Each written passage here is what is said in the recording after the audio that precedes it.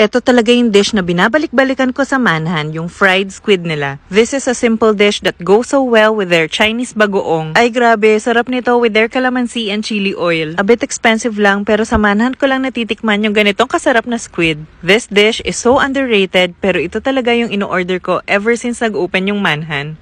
Maganda yung branch nila dito sa Robinson's Galleria. Malaki, ang cozy, and design talaga yung seats nila for big groups. For me, Manhan serves one of the best Yang Chow fried rice. Very tasty, laging perfect ang pagkakaluto, hindi nakakasawang kainin. Masarap din yung sweet and sour fish fillet nila. Crispy yung fish and more on the sweeter side lang yung sauce. Favorite to ng daddy kasi hindi siya masyado mahilig sa maasim. They have good chili oil din. Important to for me kasi mas nakakaganang kumain ng Chinese food pag masarap ang chili oil. All in all, si Manhan talaga yung type ng resto na babalik-balikan mo kahit medyo pricey dahil masarap ang food. Madami pa silang masasarap na dishes pero dahil 3 lang kami, enough na to for us. And ito talaga yung top 3 dishes namin dito sa Manhan. Kayo, anong favorite nyo dito?